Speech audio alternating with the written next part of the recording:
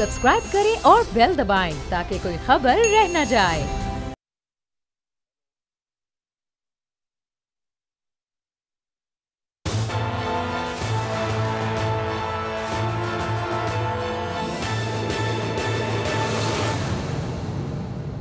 अस्सलाम वालेकुम। प्रोग्राम तज्जिया मैं हूं लीना इलियास और मेरे साथ मौजूद हैं समी इब्राहिम साहब। आज के इस प्रोग्राम में हमारे साथ मौजूद हैं साबिर शाह साहब, रसूल बख्श रईस साहब और इसके साथ साथ हमारे इस्लामाबाद के ब्यूरो चीफ गुलाम मुर्तज़ा साहब भी हमारे साथ मौजूद हैं।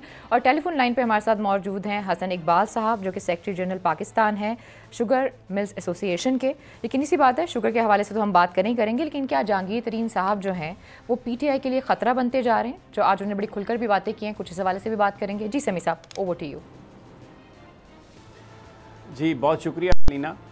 सबसे पहले जैसे आपने कहा कि हसन इकबाल साहब हमारे साथ हैं, Pakistan sugar mills owners association के वो जनरल सेक्रेटरी हैं और आज एक बड़ा अहम मुकदमा था शुगर की प्राइस के हवाले से, वो अदालत ने वो रखा है। लेकिन मेरे पास जो इत्तलात हैं वो ये हैं कि जो प्रोडक्शन है इस वक्त शुगर की मिल्स में वो 100 रुपये से ज़्यादा, वो किलो के हिसाब से ज़्यादा उसकी कॉस्ट है, लेकिन अदालत ने ये इसको रखा है 80 रुपये। तो एक बड़ा ये क्राइसिस है, कैसे इससे शुगर मिल्स जो हैं वो इससे निपटेंगी। दूसरी तरफ आवाम है, उनको भी सस्ता चाहिए सब कुछ मामला। तो हसन इकबाल साहब से पूछते हैं कि अब क्या लाहे अमल है और ये सारा मामला किस तरफ जा रहा है। हसन साहब बहुत बहुत शुक्रिया, आपने हमें ज्वाइन किया। तो ये बयान फरमाइए कि अगर आपकी कॉस्ट 104 रुपये पर किलो है तो फिर आप ये 80 रुपये पे कैसे प्रोवाइड करेंगे शुगर जो है। और ये तो एक बहुत बड़ा ऐसा लग रहा है कि क्राइसिस है जो आगे चलकर बुरे अंदाज में अनफोल्ड होगा। जी समी साहब, आपने बिल्कुल इस सही मसले की निशानदेही की है और ये दो दिन से ये पिटीशन भी अदालत में चल रही थी। लेकिन ये मामला हमने काफ़ी देर से 2, 2.5, 3 माह से हुकूमत के साथ जो तय हुआ था कि गन्ने की जो कीमत है वो बतदरीज बढ़ रही थी पंजाब में ख़ास तौर पे। हालांकि हुकूमत ने 200 रुपये फी 40 किलोग्राम ये कीमत रखी थी, लेकिन एक्चुअल गन्ना जिस कीमत पे मिले खरीद रही थी वो तकरीबन गया फिर 350 तक गया। तो यकीनन उससे जो कॉस्ट ऑफ प्रोडक्शन है शुगर की वो बहुत बढ़ती रही जो है ना। आज जो फैसला हुआ है उसके हवाले से तो मैं ये कहूँगा कि ये सिर्फ रमज़ान के हवाले से फैसला हुआ है। रमज़ान शरीफ में जो चीनी मिलें प्रोवाइड करेंगी वो 80 रुपये पर करेंगी और 1,55,000 टन तक ये फैसला आया। कल इंशाल्लाह ये तहरीरी फैसला भी आ जाएगा। इसके लिए तो हमने हुकूमत पंजाब को बहुत पहले ऑफर दी थी कि हम जो रमज़ान बाजार हैं या मतलब जहाँ से एवरेज इनकम के लोग जो है वो चीनी खरीदते हैं, ऑफर की थी हुकूमत को कि हम कंसेशनल रेट पे जो है ये देने को तैयार हैं। लेकिन असल मसला ये है कि क्या ये चीनी की कीमत जो है वो इस हद तक नीचे फिक्स की जा सकती है जो हुकूमत पंजाब ने कर दी थी 80 रुपये एक्स मिल। हम तो उसके खिलाफ जो है गए थे अदालत में, तो उस पर अभी अदालत ने ये कहा है कि ये मामला बाद में तय किया जाएगा और इस कॉस्ट पर जो गन्ने की जो कॉस्ट है जिससे मिलों ने खरीदा है इस पे क्या कीमत होनी चाहिए, ये फैसला जो है ये बाद में होगा। इस पे बाकायदा डेलिब्रेशन होंगी, अदालत ने जो कहा है। तो इंशाल्लाह कल तक ये तहरीरी फैसला भी आ जाएगा और फिर इसको बाद में देखा जाएगा। लेकिन आपने बिल्कुल, मैं समझता हूँ कि बड़े एक अहम मसले की तरफ निशानदेही की है कि मिलें जो इतनी हाई कॉस्ट पे गन्ना खरीदेंगी। और हमने ये मामला हुकूमत के नोटिस में लाया था, हमने लिख कर को भी भिजवाया था। तो उनका ये जवाब था कि गन्ने की जो बेस प्राइस है वो तो 200 रुपये है, लेकिन उससे ऊपर अगर कीमत जाए तो वो मार्केटिंग मैकेनिज्म है। तो यहाँ सवाल ये बड़ा अहम पैदा होता है कि अगर गन्ना मार्केटिंग मैकेनिज्म के तहत खरीदा जाएगा तो क्या फिर चीनी जो है वो मार्केटिंग मैकेनिज्म के हिसाब से फरोख्त नहीं की जाएगी। इस पे भी मैं समझता हूँ कि बहुत तफसील के साथ फिर डेलिब्रेशन होनी चाहिए। जी बिल्कुल। अच्छा, ये इसको मशरूत कर दिया हतमी फैसले से ये सारी इसकी प्राइस को, और ये नज़र भी आ रहा है कि ऐसा होगा।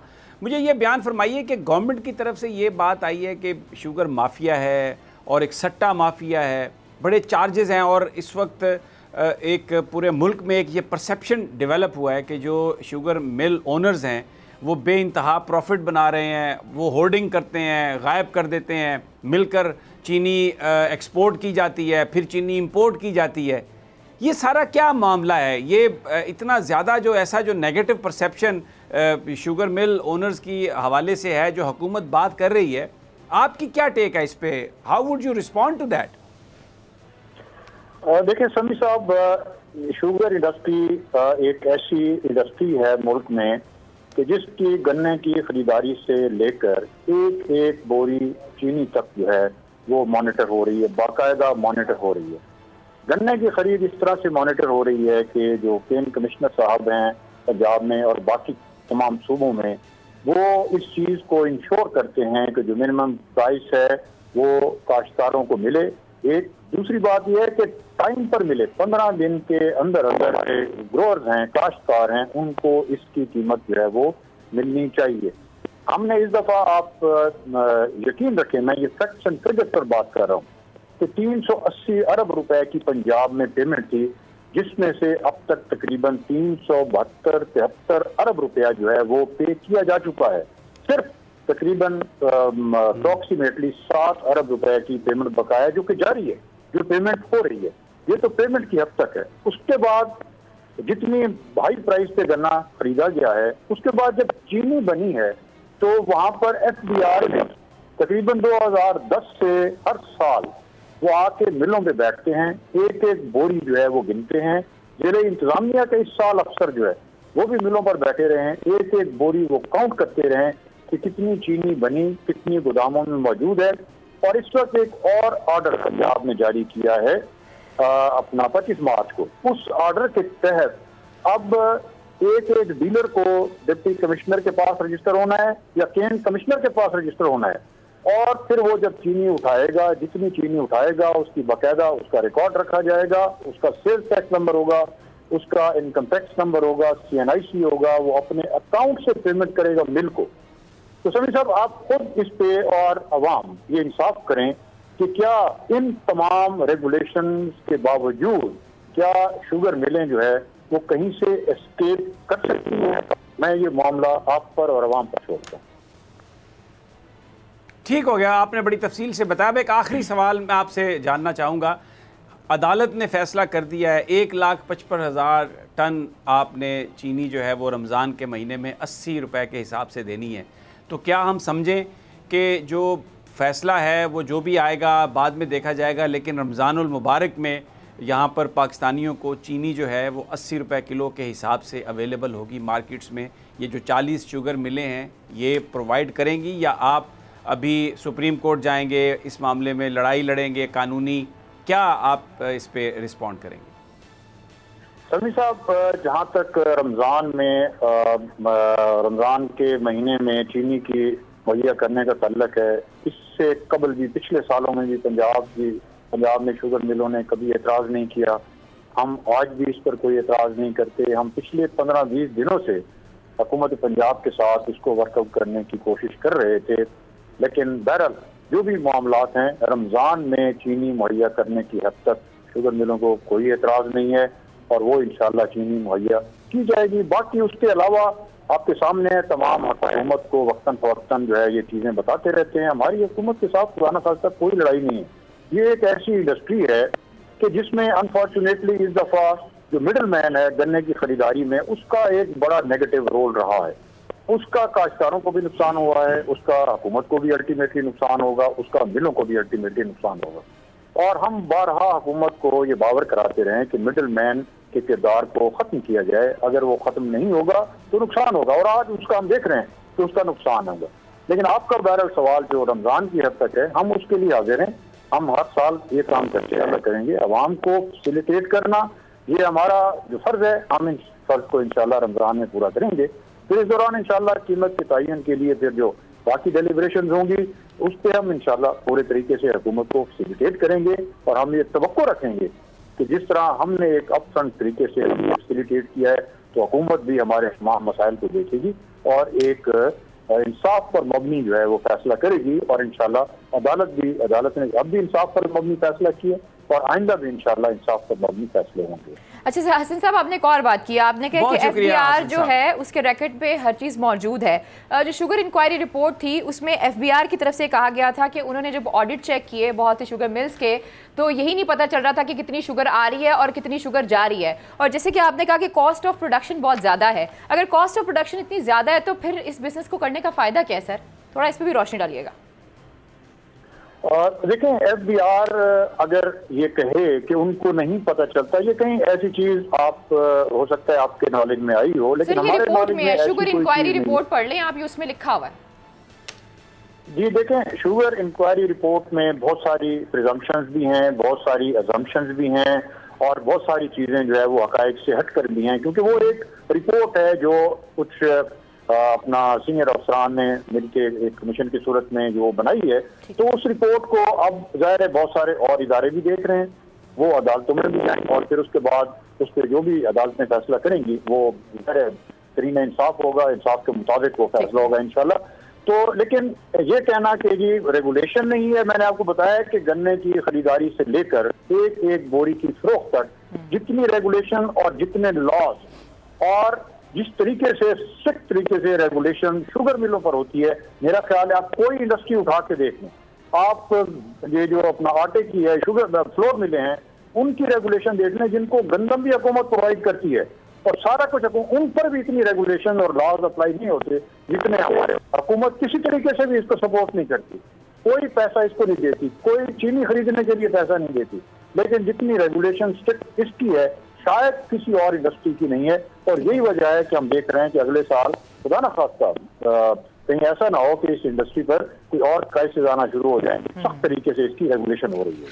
ठीक है, थैंक यू सो मच। जी समी साहब, ओवर टू यू। बहुत शुक्रिया आपका जी। रसूल बख्श रईस साहब, बहुत बहुत शुक्रिया, आप हमारे साथ हैं, बहुत अरसे के बाद आप हमारे साथ आए, thank you very much. Specially आपने ये बात सुनी शुगर मिल ओनर एसोसिएशन के जनरल सेक्रेटरी की भी, आवाम की तकलीफ़ का भी आपको अंदाज़ा है। अब एक बड़ा सवाल ये है कि जो एम्प्लॉयमेंट है वो आती है प्राइवेट बिजनेसेस से, और अगर बिजनेसेस जो हैं वो ये कह रहे हैं कि हमारी कॉस्ट ऑफ प्रोडक्शन ही पूरी नहीं हो रही और अदालतें कीमत का तयन इस तरह करेंगी, तो ज़रा इस पे कमेंट फरमाइए कि फिर ये इकॉनमी, अनएम्प्लॉयमेंट, लोग और फिर बिज़नेस की prosperity, where are we heading to? क्या आपके जहन में आता है ये सारा नक्शा देख के?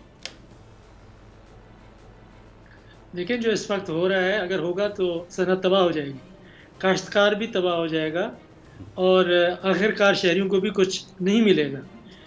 देखें, अगर चीनी या आटा महंगा होता है तो हुकूमत बजाय इसके कि उसके ऊपर इंक्वायरी कमीशन बिठाए और तहकीकात इस तरह से करे और फजूल वक्त अपना और सरमाया ज़ाया करे और आवाम में खाम खा का हिजान पैदा करे, ये मार्केट इकानमी है तो मार्केट फोर्सेस के ऊपर छोड़ दें। अवाम को आप ये क्यों नहीं बताते कि वो चीनी कम इस्तेमाल करें? अगर ये किसी को कहें आज कि अगर आप 10 किलो ख़रीद करते हैं महीने की तो आप 5 खरीद करें, 5 खरीद करते हैं तो 2.5 करें, तो ये कोई मानने के लिए तैयार नहीं है। कहते खाएंगे उसी तरीके से, चाय उसी तरीके से पियेंगे, उतने कप पियेंगे। सस्ती मिलनी चाहिए, सस्ती, हर चीज़ खाने पीने की सस्ती होनी चाहिए। मैं नहीं समझता कि दुनिया में इस किस्म के रवैये मौजूद हैं। कोई चीज़ महंगी होती है, कम से कम मेरी हद तक हम तो ख़रीद नहीं करते। टमाटर महंगे नहीं ख़रीद करते, जब सस्ते होंगे तो ख़रीद कर लेंगे। लेकिन ये कि आपकी जो कास्ट ऑफ प्रोडक्शन है 100 रुपया है, और या तो हुकूमत ये साबित कर दे कि उनकी कास्ट ऑफ प्रोडक्शन 60 रुपये है, 60 रुपये है तो 80 रुपये में बेचें। अगर आप उन्हें मजबूर करते हैं वो खसारे में रहे, तो खसारे में तो कोई मिले नहीं चलाता। और हुकूमत ने जिस अंदाज से ये एक और माफिया और शुगर माफिया, आटा माफिया, ये हिज़्ब इख्तिलाफ के लोग भी यही बातें करते हैं, हुकूमत पे लोग भी यही बातें करते हैं कि हिज़्ब इख्तिलाफ की तरफ से ये बातें आती हैं, शुगर माफिया, आटा माफिया। वो कहते हैं हुकूमत में बैठे हैं, हुकूमत वाले कहते हैं नहीं ये मिले इनकी है, ये इनमें बैठे हुए हैं। ये मईशत के साथ, आवाम के साथ और मुल्क के मुस्तकबिल के साथ मजाक कर रहे हैं। इन चीज़ों को छोड़ देना चाहिए, ये हुकूमत के। अच्छा रसूल बख्श रईस साहब, अमेरिका में चीनी इस्तेमाल ही होती है। एक सवाल जी, मैं एक सवाल आपसे करना चाहता हूँ, बड़ी आपने अच्छी बात कही। देखिए, अगर कास्ट ऑफ प्रोडक्शन ज़्यादा है तो इसमें एक बड़ा हिस्सा जो है वो सेल्स टैक्स का है, कुछ 17-18% सरकार वो टैक्स लेती है। तो अगर सस्ता आवाम को चीज़ें प्रोवाइड करनी है तो हुकूमत उस सेल्स टैक्स में छूट दे सकती है इसी तरह तेल आता है पाकिस्तान में, पेट्रोल जो है उसकी जो एक्चुअल कास्ट है वो बहुत कम है, लेकिन क्योंकि सरकार ने सारा काम अपना इन्हीं टैक्सेस पे चलाना है, उस पर 3, 4, 5 किस्म के टैक्स लगाए हुए हैं, और वो पेट्रोल जो शायद 60-70 रुपये लीटर आवाम को मिल सकता है, टैक्स लगा के उसको उसकी कीमत 110, 112, 109 रुपये तक की हुई है। तो इस हवाले से हुकूमत सेल्स टैक्स में भी तो कमी कर सकती है चीज़ों की कीमतों को कम करने के लिए। बिल्कुल आपने सही बजा फरमाया। आप देखें कि ये नालायकी है FBR की कि हमारी मईशत को दस्तावेजाती नहीं बना सकी, डॉक्यूमेंट नहीं कर सकी, और यह हुकूमत की नाकामी है। इमरान खान साहब तो इस नारे पे आए थे कि एक शफाफ हुकूमत देंगे, शफाफ मईशत होगी। जब आपके पास ऐसे लोग मौजूद हैं जिनके पास धन दौलत है, आप उनसे टैक्स वसूल नहीं करते। वो असम्बलियों में भी बैठे हुए हैं, बाजारों में भी बैठे हुए हैं, दुकानदार भी हैं, बिजनेसमैन भी हैं, ये वकील भी हैं, वकीलों से आप लेके देखें, डॉक्टर्स भी हैं, इंजीनियर्स भी हैं, आर्किटेक्ट्स भी हैं। ये प्रोफेशनल क्लास है, जो रिटेलर है, और ये जो रियल एस्टेट में बैठा हुआ है, पैसा तो इनके पास है। आप उनसे टैक्स वसूल क्यों नहीं करते? जब उनसे आप टैक्स वसूल नहीं करते तो आप इस किस्म के टैक्स लगाते हैं आवाम के ऊपर। सेल्स टैक्स, तेल के ऊपर टैक्स, चीनी के ऊपर टैक्स, आटे के ऊपर टैक्स, साबुन के ऊपर टैक्स, ये कंज्यूमर टैक्स होता है। जो कंज्यूमर टैक्स है फिर वो गरीब में और अमीर में तफरीक नहीं करता। आप भी वही टैक्स देंगे, मैं भी वही टैक्स दूंगा, एक मजदूर भी वही टैक्स देगा। खुदा का खौफ करें, आप जो मईशत है उसको डॉक्यूमेंट करें। और उसके लिए जो शबर जैदी साहब थे वो अभी याद आ रहे हैं कि उन्होंने इतना अच्छा काम किया, लेकिन वो सारे जो दौलतमंद ताजिर हैं, बिजनेसमैन हैं, जो टैक्स चोर हैं, सारे उसके पीछे पड़ गए। FBR में जो टैक्स चोरी करवाते हैं वो इसके पीछे पड़ गए, वो चले गए। लेकिन ये काम तो फिर करके दिखाना चाहिए कि आप टैक्सों का बोझ जो कंजम्पशन है उसके ऊपर कम करके आप इनकम के ऊपर लगे। इनकम टैक्स होता है कि इनकम आपकी क्या है। आप लोगों से आप पूछ सकते हैं, जो सियासतदान हैं या जो हमारे ब्यूरोक्रेट्स हैं, जो हुकूमत के कारोबार में रहे हैं, पब्लिक ऑफिस होल्डर्स हैं, ये दुनिया में कानून है कि उनसे पूछा जाए कि आपके पास गाड़ी है, कौन सी आमदनी से आई है, आपका टैक्स कहाँ पे है, आपका पिछले सालों का टैक्स का हिसाब किताब क्या है। वो कहते हैं हमसे पूछे नहीं।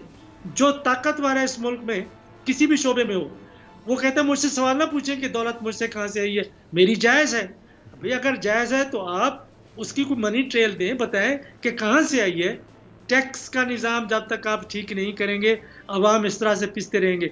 ये एक सस्ता और आसान तरीका है अवाम से पैसे बटोरने का, और ये दुरुस्त नहीं है, ना अखलाकी लिहाज से, ना कानूनी लिहाज से, ना सियासी लिहाज से। ये कमज़ोर रियासत और कमज़ोर मुआशरे का एक नक्शा पेश कर। बिल्कुल एक इशू है। बिल्कुल, मैं क्योंकि साबिर शाह साहब ने भी हमें ज्वाइन कर रखा है, अलीना आपकी इजाज़त से मैं उनसे सवाल करूँगा।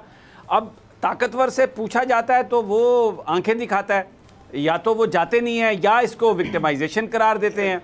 साबिर शाह, तो फिर ये अकाउंटेबिलिटी का सिलसिला और मईशत की दुरुस्तगी कुछ आपको नज़र आती है शक्ल के उस तरफ हम जा रहे हैं, उस सिमत हम जाएंगे?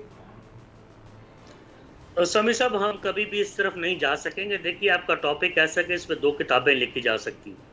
कहने का मकसद है जब तक आप कैंपेन फाइनेंस लॉज इनको रेगुलेट नहीं करेंगे, लॉज नहीं बनाएंगे, यानी पॉलिटिकल पार्टीज नहीं देखेंगे ये कितना चंदा ले रही हैं, किस से ले रही हैं। फलाई इदारे जो हमारे पॉलिटिशियंस के दिल के करीब हैं, उनके लिए कितना चंदा लोग दे रहे हैं। अगर लोग करोड़ों अरबों का चंदा देंगे, they would not like to be answerable to FBR or any other state department. You have to regulate it. पैसा लेते वक्त आपको नहीं पता होता, हाथ फैलाते हैं, आपको नहीं पता चोर है, डाकू है, टैक्स इवेडर है, उस वक्त आपको नहीं पता लगता। Coming back to the sugar industry, give me a minute Sami साहब। जब क़याम पाकिस्तान के वक्त 2 शुगर मिल्स थी, the number has risen to around 90, यानी 74 साल में तकरीबन 88 शुगर मिल्स ऐड हुई। अगर ये प्रॉफिटेबल बिजनेस ना होता तो इस तरह शुगर मिल्स ऐड ना होती। नंबर 1, आप सिर्फ शाहताज शुगर मिल या JDW जहांगीर तरीन साहब की है, again I am singling out a couple, इनका ही मैंने पढ़ा, अरबों रुपए का, दर्जनों अरब रुपए का टर्नओवर है, और जो नेट प्रॉफिट है पिछले साल का वो तकरीबन 110% से लेकर 150% तक है। शायद किसी मिल का 100% भी हो, so they're all profitable. I do not agree कि इनकी कॉस्ट ऑफ प्रोडक्शन 104 रुपये पर केजी है। हाउएवर मुमकिन है 80 रुपये भी ना हो। अब इन्हें कहा क्या गया है? अव्वल तो कहा ही नहीं जाना चाहिए था अदालत की तरफ से मार्केट फोर्सेस और demand and supply should have determined the price. तो अब कहा गया जी 80 रुपये दे दो। यार एक महीना दे दो, तुम्हारे ऊपर काफी नजला गिरने वाला है, तुम्हें एक महीना 80 रुपये दे दो। अब करेंगे ये क्या कि 8-10 दिन देंगे, 10-15 दिन फिर चीनी शॉर्ट हो जाएगी, holders will make a lot of money, brokers will speculate, और अवाम फिर ये कहीं ना कहीं 100 रुपये तक जाएगी और बाकी कसर रमजान के बाद पूरी करेंगे। सो ये छोटे छोटे ये मूव्स लेते हैं 15 दिन की, 1 महीने की, इस तरह तो इकोनॉमी नहीं चलती। इस तरह लोग डर जाएंगे, जिसके पास पैसे हैं वो पूरा पैसा नहीं निकालेगा। जहाँ तक शुगर मिलर्स का ताल्लुक है, इल्ज़ाम लगाना बहुत आसान, लेकिन चूँकि मैंने सारी उम्र इन्हें कवर किया है, जो कॉस्ट ऑफ प्रोडक्शन है वो भी कंसील्ड है, जो डिस्ट्रीब्यूशन है to the middle man and the stockist and the dealer, उसके फिगर्स में भी बहुत फ़र्क होता है। वहाँ जो लोग चेक कर रहे होते हैं उनको पैसे दे दिए जाते हैं। इसी तरह मैं कह रहा हूँ कि अगर 4000 अरब रुपए का टैक्स इकट्ठा होता है तो लोगों की जेब से 6000 अरब रुपए निकल चुका होता है। 2000 अरब FPR या मुतलका महकमे ले जाते हैं। तो अगर वहाँ करप्शन कम करें तो लोगों की जेब से तो 6000 अरब निकल गया। और फिर टैक्स किससे ले रहे हैं? मुझी से लेते जा रहे हैं, क्योंकि मैं दे रहा हूँ, मुझी से लेते जा रहे हैं। यहाँ तो निहारी, कबाब और ये चने नान बेचने वाली दुकानों का टर्नओवर लाखों रुपया, इनको कौन पकड़ेगा? और ऐसी लाखों दुकानें हैं, सिर्फ दुकानें, मैं तो इंडस्ट्रीज की बात नहीं कर रहा। इनका लेने का तरीका भी गलत है, शौक से कोई नहीं देता, सिस्टम आपको टैक्स लेके देता है। वह बाहर के मुल्कों में टैक्स अवॉइडेंस होगी, यहाँ तो खुल्लम खुल्ला टैक्स इवेजन है। So you have to rectify all this. Sugar millers कौन है? अगर सिर्फ जहांगीर तरीन को देखें, सिंगल आउट आपने कर दिया भाई, 40-50 और मिलों वालों पे पर्चा करें, 20 ब्रोकर्स पे करें। ये वही जहांगीर तरीन साहब हैं जो बहुत सारा पैसा देते रहे हैं इमरान खान की जमात को, इसी तरह नवाज शरीफ की जमात, शुगर मिलें हैं, चौधरियों की हैं, आसिफ जरदारी साहब की बेताश हैं, फिर इनके साथियों की हैं, इनकी हुकूमतों को चंदा देते रहे हैं, जलसों के पैसे देते रहे हैं। किसको पकड़ेंगे आप? आप करेंगे क्या? आप एक आध आदमी को सिंगल आउट करके तंग करेंगे, अदालतों में घसीटेंगे, कुछ अरसे बाद मामला दब जाएगा। अच्छा शाह साहब, वो किसी और पार्टी में चले जाएंगे। शाह साहब मैं क्योंकि मुझे पता है टाइम ऐसा है, थोड़ी 1-8 मिनट में ब्रेक पर भी जाना होगा, लेकिन जहांगीर तरीन साहब आज आए, उनके साथ 14-15 मेंबरान असम्बली थे, सूबाई और कौमी, और जो टोन थी, जो गुफ्तगू थी, उसमें बहुत सारे लोग, क्योंकि मैं लाहौर में हूँ, मैंने वो सारे मनाजर देखे, तो ऐसा लग रहा है कि ये एक बड़ा सीरियस थ्रेट हो सकता है गवर्नमेंट को। अगर 14-15 MPs तहरीक इंसाफ के पीछे हटते हैं, जो कि सामने आए, और हो सकता है 5-10-15 और भी ऐसे हों जो पीछे रहकर सपोर्ट कर रहे हों, तो ये तो एक बड़ा हुकूमत के लिए, ठीक है। मैं चाहूंगी समीर साहब कि आप इस सवाल का जवाब लें शाह साहब से, लेकिन मुझे एक ब्रेक लेनी है। और राजा रियाज साहब ने भी एक बात की थी कि इमरान खान साहब जो है वो तो एतमाद का वोट भी नहीं ले सकते थे अगर जहांगीर तरीन साहब ना होते। इस पर भी बात करेंगे, लेकिन प्रोग्राम में वक्त एक छोटी सी ब्रेक का। Stay with us.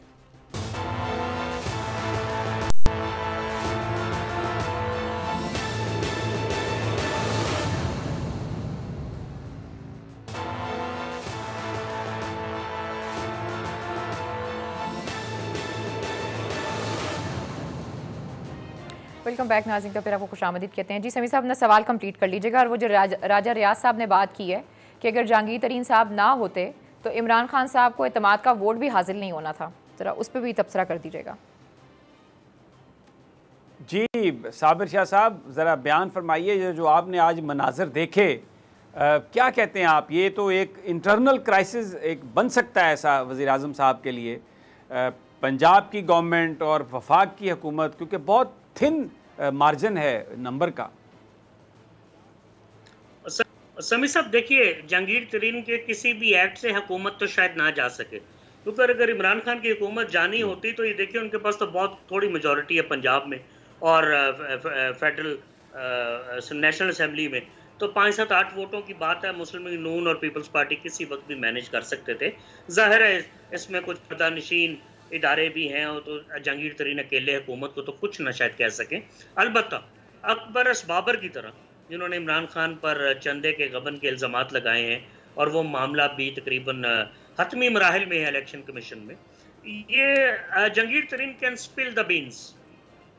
जो कॉन्फिडेंट और राजदान नहीं, जहांगीर तरीन साहब, साबिर शाह साहब, जो इम्पोर्टेड देखें, जो इम्पोर्टेंट बात है, जहांगीर तरीन साहब ने ये कहा कि मैं ना तहरीक इंसाफ छोड़ रहा हूँ ना मैं छोड़ूंगा, मैं इंसाफ मांग रहा हूँ तहरीक इंसाफ से, और मैं ये इमरान खान साहब से कह रहा हूँ कि मुझे अपने आप से अलहदा करके आपको कोई फ़ायदा नहीं होगा, नुकसान होगा। और उससे पहले हमने ये देखा कि एक ट्वीट चलाया गया पीपल्स पार्टी की तरफ से, बहुत सारे लोग ये कहते हैं कि ये एक फिलर था, सोची समझी एक बात थी, मुस्तकबिल का सिनेरियो था। तो पॉलिटिक्स में ये चीज़ें चलती हैं, लेकिन देखें नंबर गेम है ना। अगर 6-7 MNAs कम हो जाते हैं, सूबे में 5-7 MPs इधर उधर हो जाते हैं, तो हुकूमत पे फ़र्क तो पड़ेगा। शाह साहब सर, आप दुरुस्त फरमा रहे हैं। मैं रिपीट करता हूं कि अगर बहैसियत जमात, मुस्लिम लीग नून और पीपल्स पार्टी और इकट्ठे होकर भी अगर ये हुकूमत को नहीं गिरा सके तो एक फर्तेबाज से फर्क नहीं पड़ेगा, जितने मर्जी MNA जेब में रख लें, अभी शायद वक्त नहीं आया हुकूमत के जाने का, पहली बात। दूसरा, मखदूम अहमद महमूद जो पीपल्स पार्टी में है, गवर्नर भी रहे हैं पंजाब के, ये जहांगीर तरीन के ब्रदर इन लॉ हैं। तो अगर उनसे कोई मुलाकात हो गई हो तो बादल क्यास नहीं, दोनों के ताल्लुकात कभी अच्छे कभी बुरे भी रहे। जहां तक जहांगीर तरीन नहीं, वो तो डिनाई हो गया, कोई मुलाकात नहीं हुई, वो तो डिनाई है जी, डिनाई हो गया। अगर हो भी गई हो तो उसमें कौन सी क़यामत आ गई। और जहांगीर तरीन मेरा ख्याल है आखिरी स्टेप है, उनके लहजे में हल्की फुल्की धमकी भी है। अगर कल को तहरीक इंसाफ की छोड़ दे तो मैं कुछ कह नहीं सकता, मुमकिन है इमरान खान शायद शोकॉस भी ना दे, क्योंकि दाल में काला भी है। अब वो क्या ऐसे राज है जो अवाम को बताना चाहते हैं, और क्या उससे कोई फर्क। यहाँ तो वो लोग भी 3-3 बारियां ले गए जिन्होंने खरबों रुपए के आंखों के सामने गबन कर दिए और उनका कोई कुछ नहीं बिगाड़ सका। हम ठीक हो पावर के डायनामिक्स मुख्तलिफ है। आप अपने वोट से तो जीतते हो आनी चाहिए। कौन सा इलेक्शन फेयर हुआ मुझे बताइए, यहाँ पे कौन अपने वोट से आया हुआ है। तो बात ये है कि उन इदारों की मर्जी है, वो क्या सोचते हैं, वो एक हकीकत है। उनको मुक्का मारने से वो दीवारें गिर नहीं जाएंगी, वो हकीकत है, उस हकीकत को तस्लीम करना पड़ेगा। राइट नाउ इमरान खान छोटा मोटा तंग होंगे, लेकिन कोई ऐसी खलीज नहीं है इमरान खान की हमारे उन रियासती इदारों के साथ कि उनकी हुकूमत को खतरा हो। तो मैं ये समझता हूँ कि जहांगीर ठीक हो गया, मैं परेशानी का बायस बन रहे हैं जी। अच्छा, ठीक हो गया, आपकी बात मैं पॉइंट ले लिया। मैं अभी रईस साहब की तरफ आता हूं, लेकिन उससे पहले मैं मुर्तज़ा से एक बात करना चाहूँगा। मुर्तज़ा, आज ये कहा जहांगीर तरीन साहब ने कि मैं लीडरशिप से ये मुतालबा करता हूँ कि जो जहांगीर तरीन के ख़िलाफ़ जिन्होंने साजिशें की हैं उनको वो एक्सपोज करें।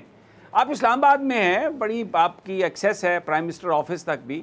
ये बताइए, ये कौन लोग हैं जो बज़ाहिर जहांगीर तरीन साहब के खिलाफ है? कुछ आपने किसी से बात की, कुछ आपके पास इल्म है, किन लोगों की तरफ इशारा? जिन्होंने प्रेस कॉन्फ्रेंस की थी ना जी, जो वज़ीर-ए-आज़म के बिल्कुल साथ बैठते हैं, वज़ीर-ए-आज़म को असिस्ट करते हैं, बल्कि वज़ीर-ए-आज़म को, अगर मैं गलत ना हूँ तो ये लफ्ज़ अगर कहा जाए कि वज़ीर-ए-आज़म को गाइड करते हैं कि गवर्नमेंट किस तरह से चलानी है, वहीं से जहांगीर तरीन साहब के ख़िलाफ़ जो है वो साजिशें शुरू हुई थी।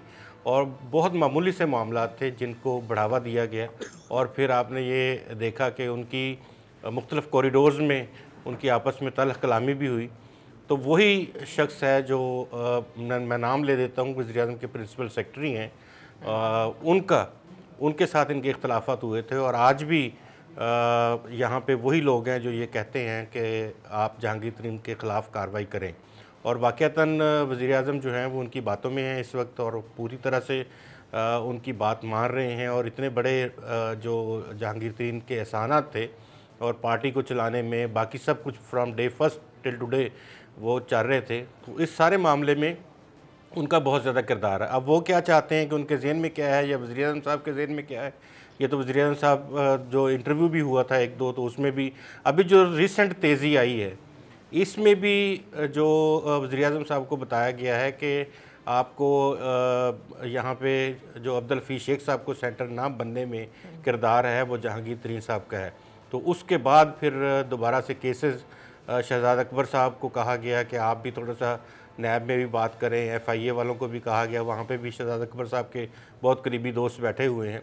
तो ये दोबारा से ये मूव शुरू हुई हैं और नैब की तरफ से भी नोटिस जारी हो गए हैं। अगर ये बातें इसी तरह से होंगी और 9 अप्रैल को परसों उन्हें बुलाया गया है, और अगर उनके बेटे को या उन्हें गिरफ़्तार कर लिया जाता है, तो ये एक तासुर जो कि अपोजिशन गुज़िश्ता 2.5 सालों से दे रही है कि नैब उस वक्त कार्रवाई करता है जब वज़ीर-ए-आज़म ऑफिस से उनकी डोरें हिलाई जाती हैं।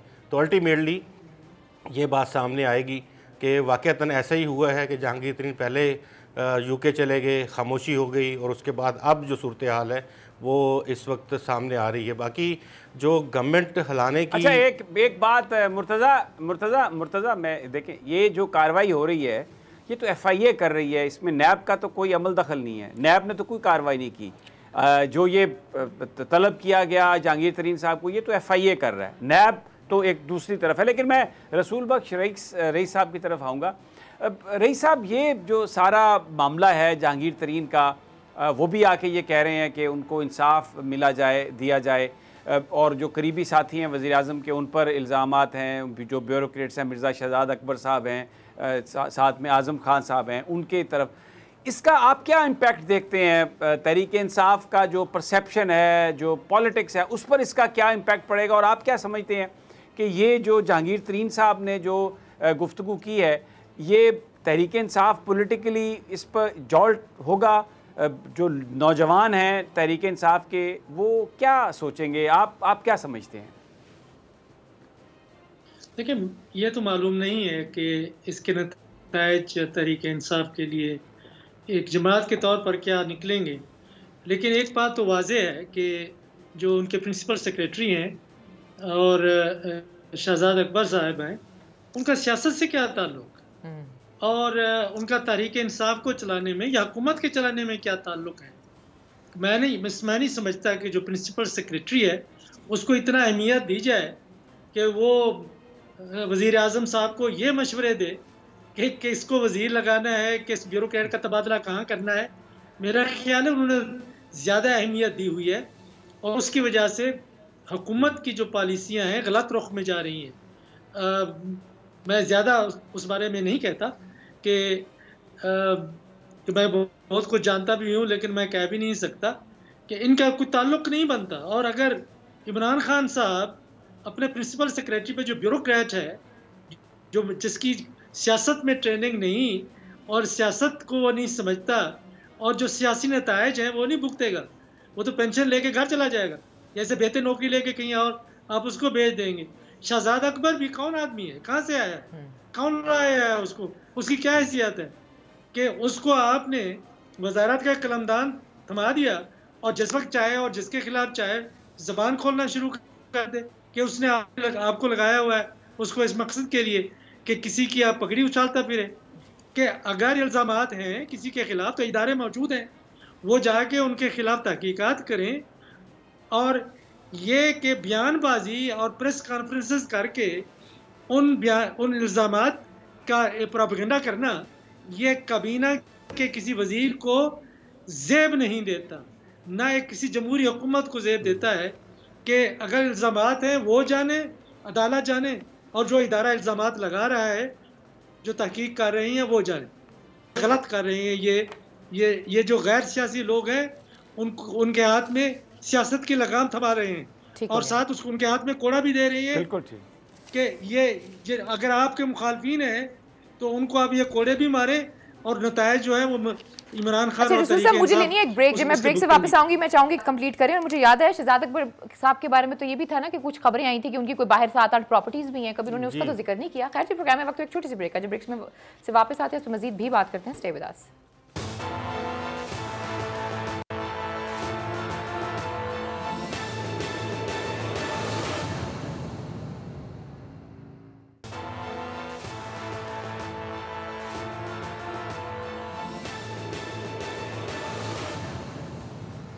वेलकम बैक नाज़रीन, का फिर आपको खुशामदीद कहते हैं। जी समी साहब।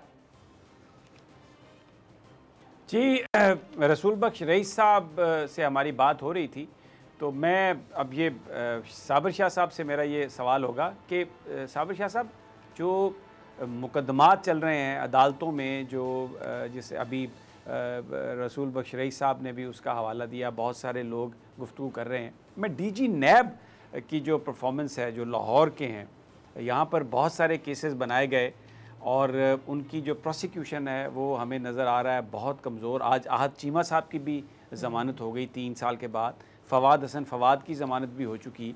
बहुत सारे लोग आज मेरी लाहौर में जिनसे बात हुई है वो कहते हैं कि DG नैब जो हैं बड़े कमाल के आदमी हैं लाहौर के। बज़ाहिर उनका पोस्टर ऐसा है कि वो नून लीग के जो लोग हैं या जो करप्शन में मुलव्विस थे उनको पूरा ठिकाने लगाएंगे, लेकिन ना कोई मुकदमा शुरू हुआ, ना कोई ट्रायल शुरू हुआ, ना कोई एविडेंस इकट्ठा हुआ, ना कोई अच्छी प्रोसिक्यूशन हुई। उन सब लोगों को ज़मानत पर रिहाई नसीब हो गई और कोई सज़ा नहीं हुई। और इससे जो अपोजिशन की जो बात है वो वज़नी लग रही है कि ये केसेस जो थे इनमें कोई जान नहीं थी, बस सिर्फ गिरफ्तारियाँ हुई। व्हाट डू यू से साबिर शाह? समीर साहब, क्विकली बात यह कि बहुत सारी forces parallel at the same time Imran Khan के खिलाफ भी चल रही होती हैं। नैब की जहाँ तक डोरें जहाँ से हिलती हैं आप और मैं दोनों जानते हैं। सलीम शहजाद साहब काम करने की पूरी सलाहियत रखते हैं और लोग ये बताते हैं कि आर्मी में जनरल आसिफ गफूर के गालिबन बैचमेट भी थे। रेपुटेशन को इतनी बुरी नहीं है।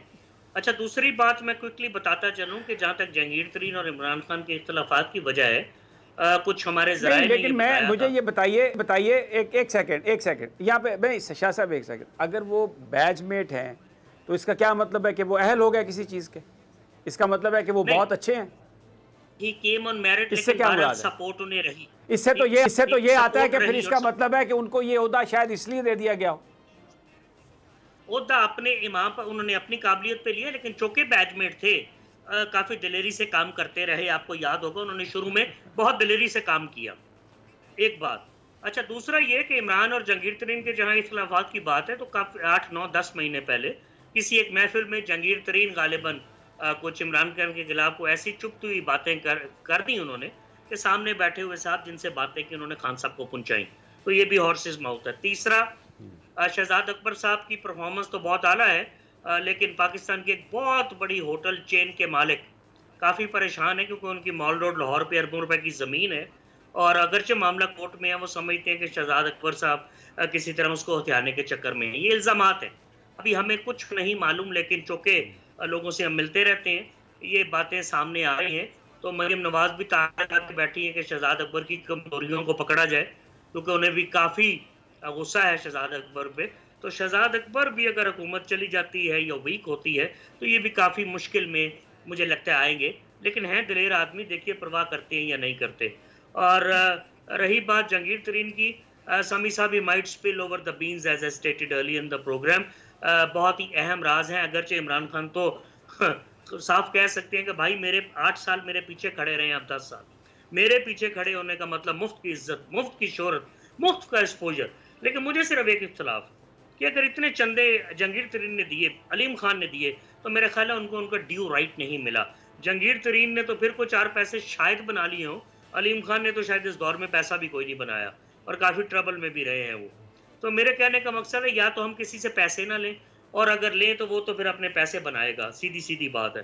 तो ये जो है सॉफ्ट लाइन, इसको ड्रॉ करना पड़ेगा हर पॉलिटिकल पार्टी। नहीं, लेकिन शाह साहब ये मैं थोड़ा सा बड़े निहायत अदब से मैं शाह साहब मैं यहाँ आपसे थोड़ा सा इख्तलाफ करूँगा। क्या पार्टी में चंदा इसलिए दिया जाता है कि बरसरे इक़्तिदार आने के बाद आपने उसको मल्टीप्लाई करना है? ये तो मुझे लगता है कि अगर इमरान खान साहब ने इस बात को रोका है तो इस बात पर तो वो तारीफ़ के मुस्तहक हैं कि लोग पार्टियों में पैसे लगाते थे और उसके बाद आके लूटते थे, इसलिए बाहर जायदादें बनी हैं। अब सवाल यह है कि अगर उन्होंने इस चीज़ को रोका है तो ये तो एक बड़ी ज़बरदस्त बात है। ये तो इसको तो हमें अप्रिशिएट करना चाहिए। चंदे का ये मतलब थोड़ी है कि आप जो आपके मन में आए आप करें। यहाँ पर असल जो बात हो रही है वो ये है कि जो कुछ लोगों के इख्तलाफात हैं उसकी बिना पर किसी की विक्टिमाइजेशन ना हो। रसूल बख्श रईस साहब, मेरा आपसे सवाल यह है कि इस वक्त पीडीएम जो है टूट फूट का शिकार है, लेकिन ये जो जहांगीर तरीन का फिनोमेना डेवलप हुआ है, अनफोल्ड हुआ है, जिसमें उनके साथ 15-20 अरकान असम्बली नज़र आए हैं, तो इससे एक इमरान खान बज़ाहिर थोड़ा सा एक जॉल्ट है, कमज़ोरी नज़र आ रही है। क्या जो पीडीएम की जमातें हैं फौरी तौर पर अपने इख्तलाफात ख़त्म करके एक हो सकती हैं इस मौके से फ़ायदा उठाने के लिए, या उनकी जो डिवाइड है वो आप समझते हैं ज़्यादा डीप होगी?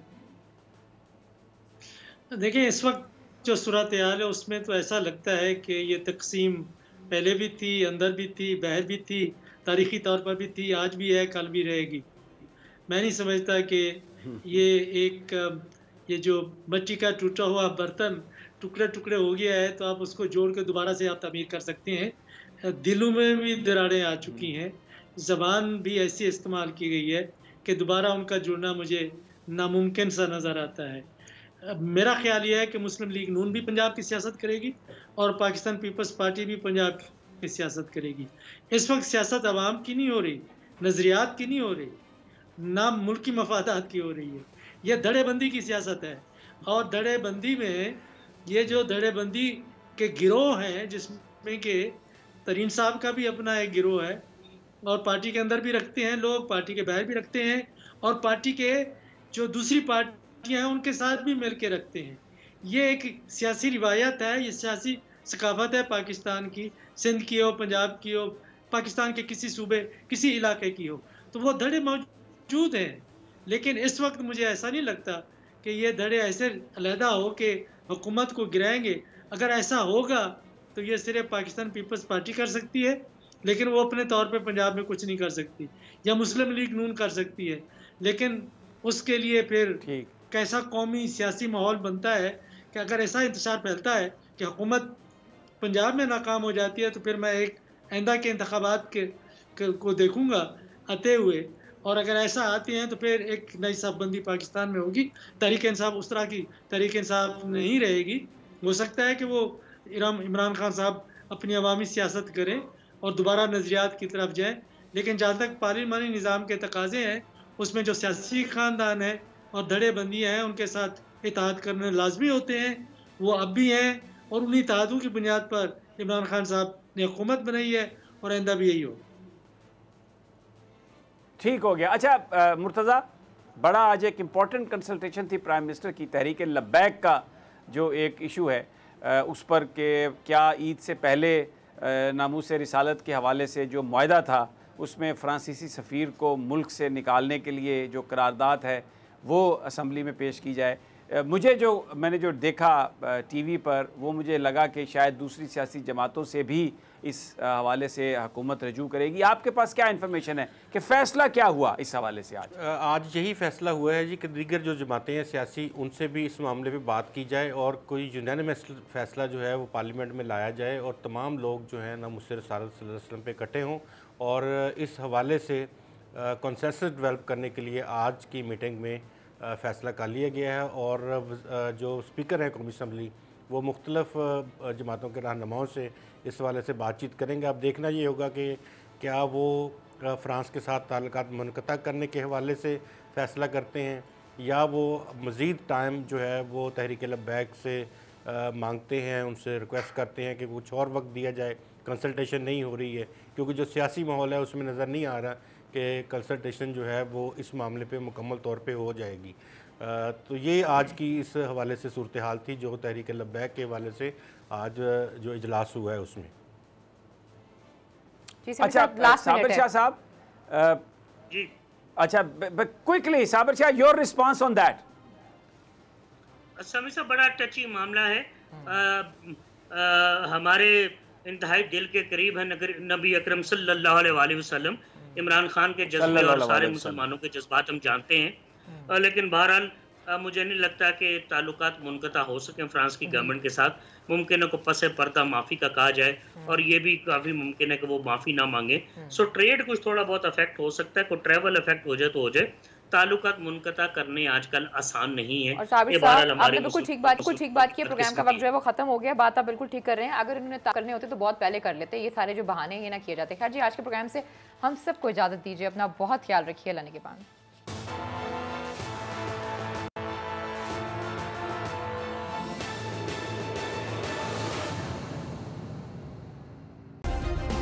सब्सक्राइब करें और बेल दबाएं ताकि कोई खबर रह न जाए।